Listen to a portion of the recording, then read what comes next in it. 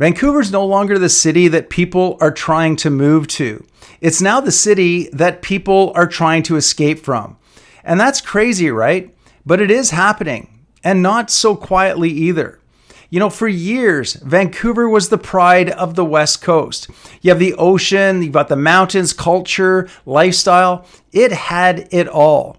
But over the last few years, something has changed. Actually, a lot has changed. So why are thousands of people packing up and leaving Vancouver?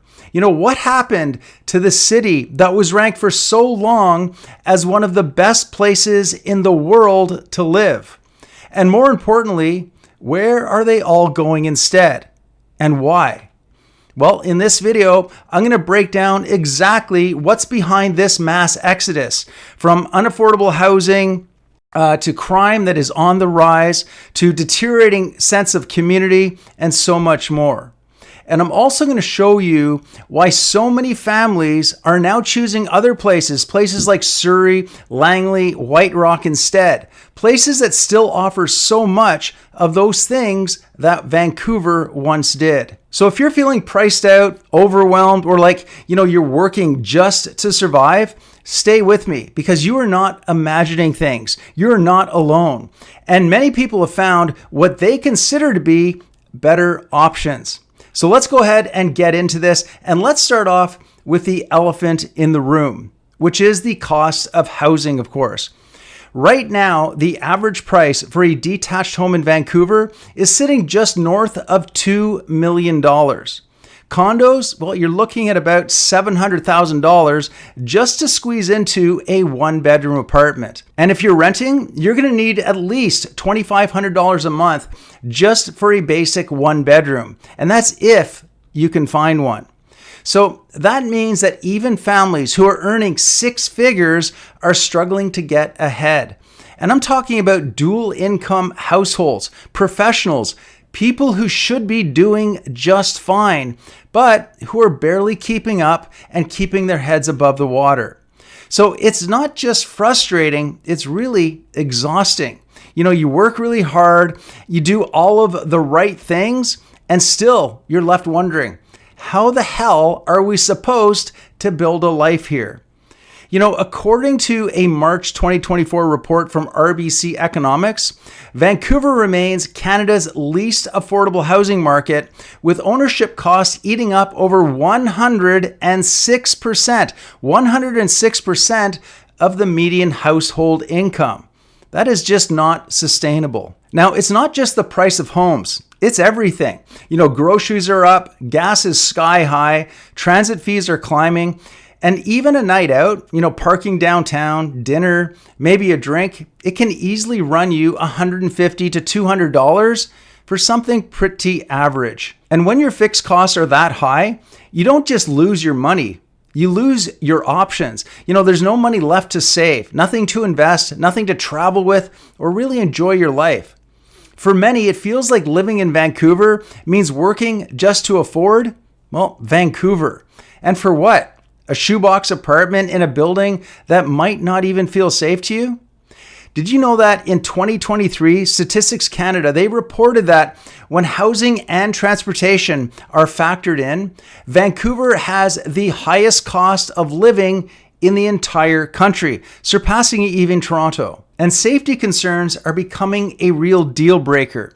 And this one is a little bit tough to talk about, but it is real, and it's becoming more and more visible. You don't have to scroll very far on Reddit or walk very far downtown to know that crime, drug use, and aggressive behavior have all increased, especially in areas like downtown, downtown East Side, Chinatown, and even parts of Mount Pleasant and Kitts. Break-ins, assaults, needles in the parks. These are all things that are becoming far too common. They are not isolated incidents anymore. And even people who have lived here for decades are saying the same thing, that they used to love this city, but now, they don't feel safe here anymore. And let's not forget about traffic. Have you ever tried getting across downtown during rush hour? You could honestly walk faster some days. Despite the SkyTrain expansion, the bike lanes, traffic in Vancouver is worse than ever. You've got congestion, construction, lack of parking, and a growing number of residents who are all competing for the same narrow roads, which are really causing daily traffic traps.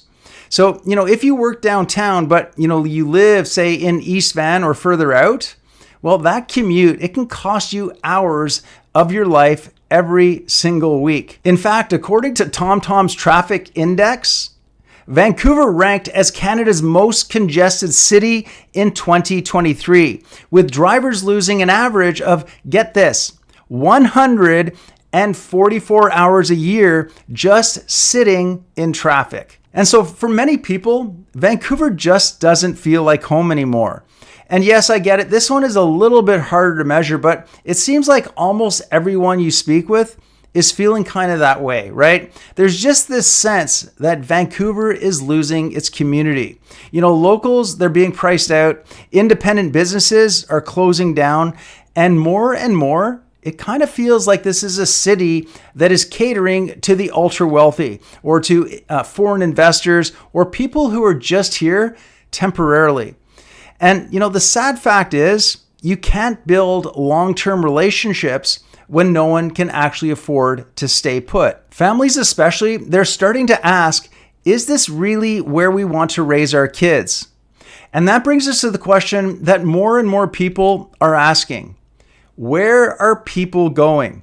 Well, the answer? Well, for many, it's Surrey, Langley, or White Rock. And that's because in Langley, for example, you can still find a detached home for around $1.2 million. And that's almost half of what you would pay in Vancouver for a similar property. Or in Surrey, especially in neighborhoods like Clayton Heights, Fleetwood, and Sullivan, well, townhomes and duplexes are actually attainable. And they're not just stacked boxes either. We're talking family-friendly layouts, actual parking, and nearby amenities as well. And then there's White Rock. You get that beautiful, walkable, oceanside lifestyle that Vancouver is actually famous for, but without the insane price tag or the density. So it's a lot quieter, it's a lot calmer, and a whole lot more livable. Even rent in these areas is hundreds of dollars less per month. And that's money that is back in your pocket, money that you can actually do something with. And so for a lot of people, these suburbs are making more sense now. Here's the thing. When you get out of Vancouver, you actually get space to live your life. So if you take Langley, for example, you've got master plan communities like Willoughby and Walnut Grove that actually feel like neighborhoods. They're not just towers and traffic. You've also got parks, you've got great schools, and enough of a backyard that you can actually kick a ball around with your kids without actually having to book a time slot just to use a patch of grass. And then there's Surrey. Right now in BC, it is the second largest city. And honestly, it's full of energy, it's full of culture and real growth. But unlike Vancouver, it is still accessible. In South Surrey, you've got a quieter, more family-oriented type feel, right? And in Central Surrey, there's a ton of development happening right now. We've got new homes, transit, schools, even university campuses. So it's quickly becoming a full-on urban center, but without the same price tag or the congestion that you would find in Vancouver. And then, of course, there's White Rock. And honestly, it's one of the few places that still feels peaceful. You've got the ocean views, a walkable promenade, weekend markets, local shops, and community events that actually feel local. It's the kind of place where you can still say hi to your neighbor and actually want to. And here's the thing, living out here, it doesn't mean giving up anything. In Langley, you've got everything from Willowbrook Mall to the breweries, to Langley Event Center, the golf courses, great restaurants, everything a family needs without having to drive into the city. And then there's Surrey.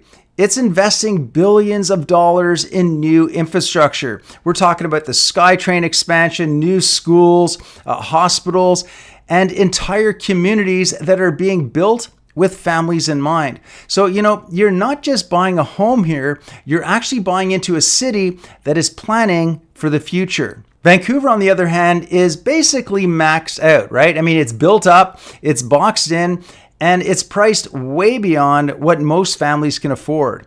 But here, you still have some options. You've got townhomes, row homes, duplexes, even brand new infill homes that are actually designed for how people live today, not just how many units you can actually fit into a lot. So it's the kind of housing that still lets you breathe. And let's be honest, if you're not commuting downtown every day, why are you paying downtown prices? Remote work has changed everything. You don't have to live 5 minutes from your office anymore. Now you get to live somewhere that actually gives you a better lifestyle.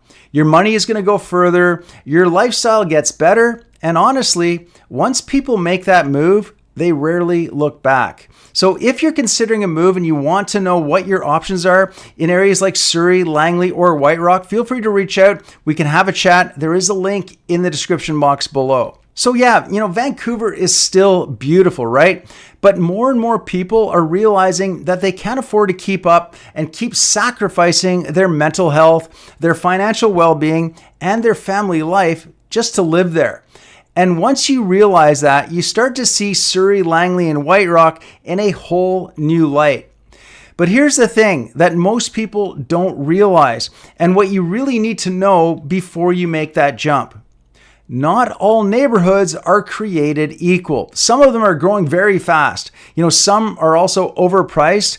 And then there are some that are hidden gems that nobody is yet talking about. And that is exactly what I'm going to be diving into in my next video. Now, again, if you have any questions or you want to chat more about your situation, feel free to reach out. Otherwise, I will see you on the next video.